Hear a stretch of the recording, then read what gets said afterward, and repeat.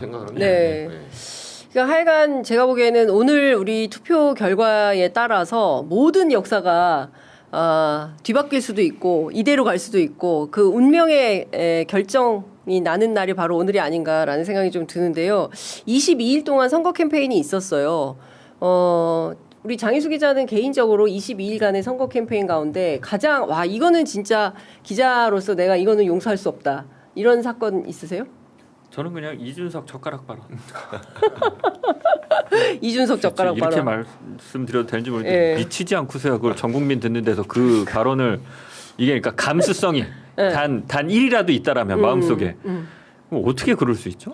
진짜 저는 또 이렇게 얘기하면 이게 저는 뭐 유시민처럼 유명인 아닐까? 제정신이 아닌 것 같아요, 진짜. 그러니까 어떻게 그런 발언을 할 수 있는지. 제가 보기에도 뭔가 살짝 뭐가 쉬지 않는 한. 혹시 취재해봤어요? 왜 그런 발언을 한 건지? 되게 당에 물어보니까 이제 그 얘기를 하더라고요. 요게 약간 그런 발언하면 보통 우리가 즉흥적으로 한다고 생각하잖아요. 그리고 즉흥적이어야 돼요. 네. 즉흥적이어야 용서의 여지가 있는데. 그렇죠. 말 실수한 거다. 말실수다. 그 순간. 말하다 보니까. 그러니까 뭐 저는 유시민 작가 발언도 뭐 그렇게 잘못됐다고 생각은 안 하지만 그 설란 형이 노동자 비하하면서 나왔지만 설사 그렇지 또 방송을 하다가 이게 그 현장에서 나온 말이거든요. 이걸 준비하고 있다가 내가 뭐 이런 얘기해야지 이렇게 한 게 아니에요. 근데 이준석 후보 같은 경우는 사실상 정황을 보면 준비한 거죠. 당에서도 이렇게 세게 나가야 된다.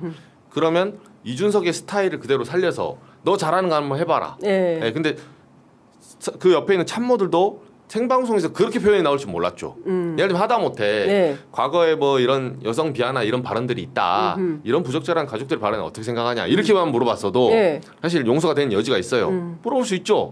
그러니까 간접적으로. 근데 그거를 콕 꼽아가지고 그 의도는 이재명 후보를 향해서 그런 어떤 욕설 프레임 뭐 그런 식으로 부적절한 프레임을 씌워가지고 이 사람을 여기서 한 번에 내가 엎어치게 하겠다 이런 과욕에서 나온 거예요.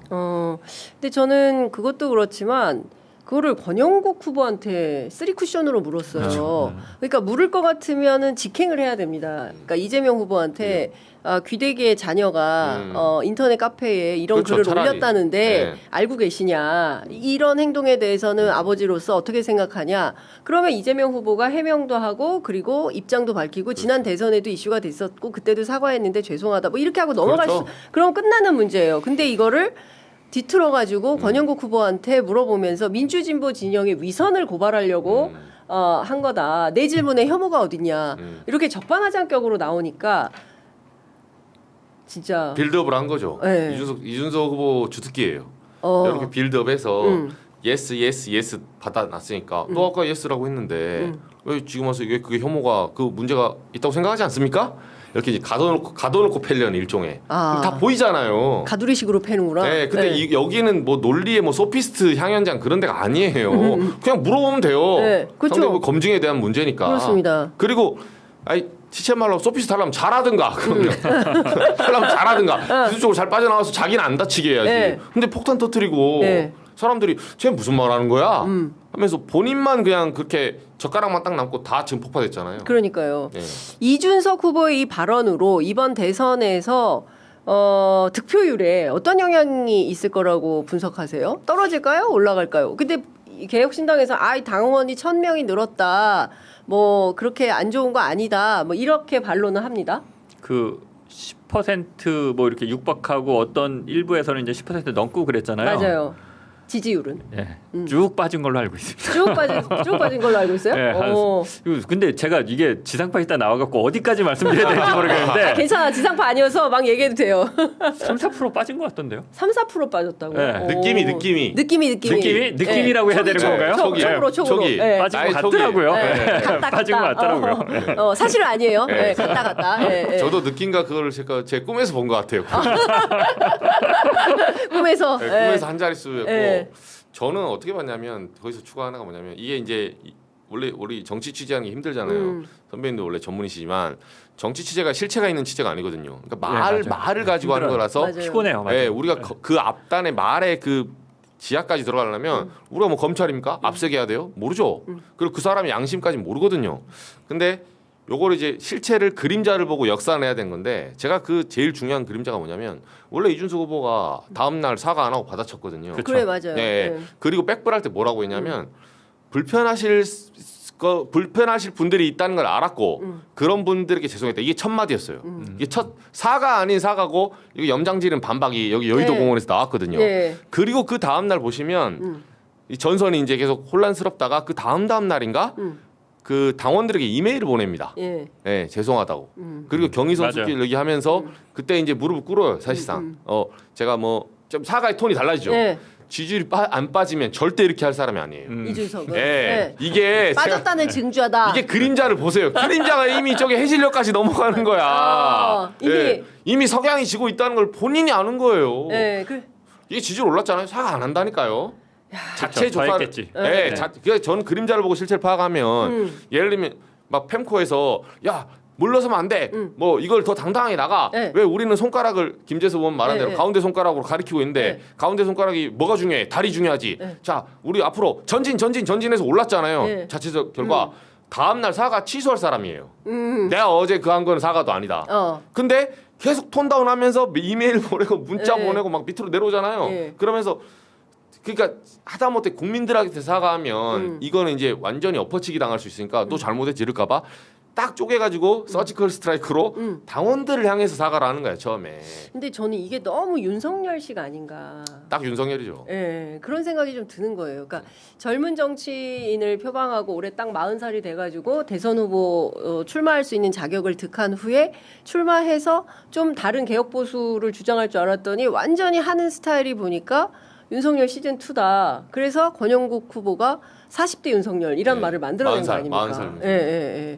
아니, 그러니까 꼰대란 말이 사실은 나이 많은 사람들한테 쓰긴 하지만 꼰대의 핵심적인 내용은 네. 다른 사람들의 말, 생각, 의견, 어떤 문화나 태도, 습성 뭐 이런 것들을 얼마나 포용할 수 있는가. 네. 그 포용이 안 되는 사람들을 꼰대라고 하는 거잖아요. 근데 사실 이렇게 얘기하면 또 이 젊은 분들이 저한테 뭐라고 할지 모르겠는데 지금 20대들의 제가 40대 입장에서 20대를 보면 그냥 다 젊은 꼰대 보는 것 같아요.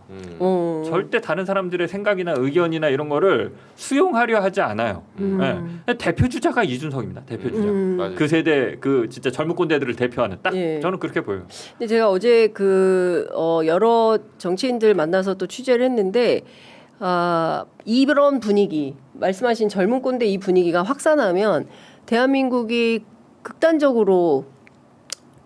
극우적으로 오염될 수 있겠다. 그래서 되게 위험하게 보는 분들이 계시더라고요. 맞아요. 네. 그래서 저는 이게 김종대 의원이 저희 방송 나와서 이제 한번 말했는데 저희 7시 반에 질문하는 기자. 네, 네. 장인 선배님도 한번 초대하기로 했어요. 예. 감사합니다. 월화수목 7시 30분. 예, 월화수목. 예, 저녁 7시 반. 예. 근데 한번 나오셔서 말씀하셨는데 그 나치즘 과거에 그 나치즘이 이게 사람들에게 그러니까 외로운 늑대처럼 공감을 사지 못하고 어느 집단이 폐쇄적으로 이렇게 분리되는 거예요. 근데 지금 현재 20대가 일종의 이 갈라치기를 당하고 있는 거거든요. 그러니까 그 갈라치기의 선두주자가 이준석 같은 정치인입니다. 그렇죠. 이 갈라치기 진짜 나쁜 거예요. 왜냐하면 그 나치즘 같은 경우도 그 당시 유대인을 그 괴베르스를 우리가 선동가라 하잖아요. 근데 괴베르스가 잘 보면 뭐 정치 쪽에서는 뭐라고 하냐면 같은 말을 반복해라 이렇게 하잖아요. 아닙니다. 그 당시 책을 보잖아요.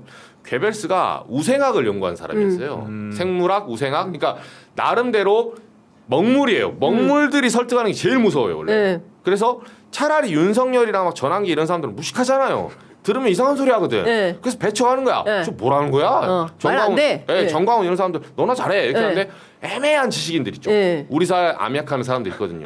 그런 사람들이 나와서 나름 근거를 가지고 얘기를 하는 거예요. 그래서 그 당시에 보면 1920년대, 30년대는 우생학적으로 봤을 때 이거는 유전자의 어떤 그 소위 말해서 그 보인자 유전자 뭐 배태되고 네. 또는 세습되는 이런 부분이 있고 이게 인종적으로 어떤 문제가 있는데 유태인이 이런 문제가 있다. 이런 식으로 괴벨스가 이걸 연구해서 갖고 나와 연설문을 보면. 네. 그러니까 나름대로 학술적인 근거를 갖고 걸고 레버리지로 오니까 듣는 사람들 입장에서는 저게 아예 뻘소리는 아니네. 그러니까 이게 뭐냐면 YS 얘기하고 노무현 정신 얘기하고 광주 정신 얘기하고 5.18 얘기하고 4.3 얘기하면서 그렇죠. 갈라치기를 하는 거야. 그렇죠. 그러니까 헷갈리는 거예요. 네. 그러니까 그래서 어떻게 하자는 거지? 라는 겁니다. 그러니까 끊임없이 이제 여성 장애인에 대한 갈라치기가 있는 거잖아요. 근데 본인은 아니라고 주장을 하지만 그러면서 노무현 전 대통령이나 뭐 이제 광주정시는 통합이지, 그렇지 않습니까? 이제 지역 영호남 통합이지, 뭐 나눠서 각각 잘 살아보자 이런 게 아니란 말이에요. 근데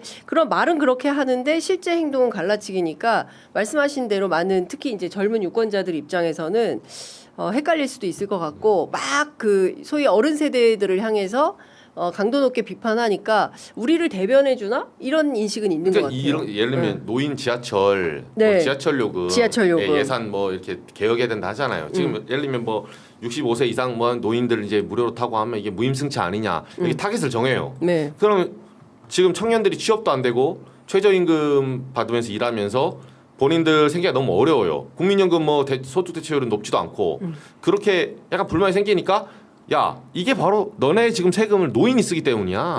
노인 때문에 딱 찍어요. 근데 사실은 그거를 이준석 후보는 어떻게 주장하면 아까 제가 괴벨스 말했잖아요. 논리를 네. 어떻게 갖다 대냐면 여기서 교묘하게 갖다 댑니다. 그냥 노인들 무임승차 없애 이러면 반대 의견 많아요. 야 노인들이 그러면 그 건보공단하고 연동이 되는데 지하철 타면서 운동도 하고 그러면서 건보의 이런 재정도 좀 완화되고 뭐 여러 논리 쓰잖아요. 그러면 이준석은 뭐라고 하냐면 그러니까 전체 무임승차의 그 엠빵 드는 비용이 3천억이다. 이걸 싹 거두자 이거예요. 그럼 시골에 있는 노인은 혜택을 못 받지 않습니까? 지하철이 있는 도시만 받는다는 거야. 그래서 이걸 싹 모아서 n분의 1로 나눠서 쿠폰으로 주자. 서울에 있는 노인들, 시골에 있는 노인들 이렇게 이런 식으로 논리를 무장한 것처럼 해서 정책을 내요. 근데 제일 문제가 뭐냐면 제가 이제 예산처에 물어보니까 이거 노인 무임승차 뭐 무임승차든 뭐 무료승차든 간에 이거 모으잖아요. 우리나라 전체 예산의 1, 2%도 안 돼요. 이거 싸그리 모아갖고 뭐 저거 무임승차 한 거 갖고 계산해봤자 네. 그러면 이준석 후보가 저는 그래 보는 거예요. 예를 들면 대기업 사내유보금이나 네. 기업의 뭐 예를 들면 일감 몰아주기나 삼성, 현대, LG 뭐 대기업들 있잖아요. 그런 얘기 안 하잖아요. 이 사람 그렇죠. 법안 낸 거 있어요 그러면? 그런 부분에서 한마디를 안 합니다. 예. 그러니까 훨씬 더 구찌가 크고 훨씬 더 시급한 개혁들. 예. 아니, 무조건 재벌 개혁한다고 다 옳다는 게 아니에요. 방향성에 문제가 있죠. 네. 근데 재벌이 세습했을 때 일감 몰아주기 하는 문제들이나 여러 가지 대한항공 뭐 갑질 네. 여러 문제가 나오잖아요. 네. 이준석 후보가 전면에 나서 기자회견한 거 있으면 대봐요 하나하나. 저는 기억이 하나도 안 나는데요. 그러니까요. 예. 예. 이번에 뭐 파리바게뜨 노동자들 뭐 SPC 예, 또 상황에서 나오냐고요 그러면 노동자들 뭐 생각하면 이런 문제에 대해서는 매번 뒷단에 있는 거예요. 네. 그러면서 노인 혐오 갈라치기 사실 그게 많고 적음의 문제가 아니라 정의의 문제도 있지만 바꿔 말해서 액수나 많으면 제가 말도 안 한다니까요. 몇 푼 되지도 않는데. 액수가 많으면 네. 국가 재정상 문제가 있을 수 있어요. 그게 설사 혐오를 할지라도 따져볼 필요는 있죠. 네. 예, 혐오를 걷어내고. 근데 이거는 우선순위로 봐도 그렇게 따질 만한 문제도 아니에요. 따질 수 있지만 우선순위 저 100 몇 위에 있는 거야. 근데 그런 문제는 건들지 않는다니까요. 그러니까 이 정치가 올바르지 않은 거죠. 네, 우리가 이제 지역주의, 그러니까 이제 지역주의가 퍼질 만한 어떤 그런 토양은 있었습니다. 그렇다고 하더라도 지역적인 유대감이 강하다 하더라도 상대 지역을 미워하진 않았어요. 과거에 보면. 그런데 그거를 박정희 때 잘 그렇죠. 이용을 해서 이제 자신의 집권을 위해서 이 박정희는 갔지만 우리가 이 지역주의를 극복하기 위해서 치러야 하는 사회적 비용, 예, 갈등 이걸 생각하면 정말 아득합니다, 진짜. 예. 그렇죠. 근데 그거를 말씀하신 대로 기가 막히게 잘 이용하는 예, 현대 정치에서 이게 이준석이거든요. 이미 젠더 갈등이 이준석 때문에 정말 이거 앞으로 100년이 지나야 될지 200년이 지나야 될지 이 젠더 갈등을 치유하려면 대한민국에서 그랬는데 성공하고 나서 이걸 이제 또 세대 갈등으로 해서 또 자기 포션을 넓혀 가려고. 네. 근데 진짜 영악하긴 한데요. 예, 이준석류의 정치는 이제 좀 끝장내야죠. 근데 예, 저는 유권자들이 이런 좀 심판해 주셨으면 좋겠습니다.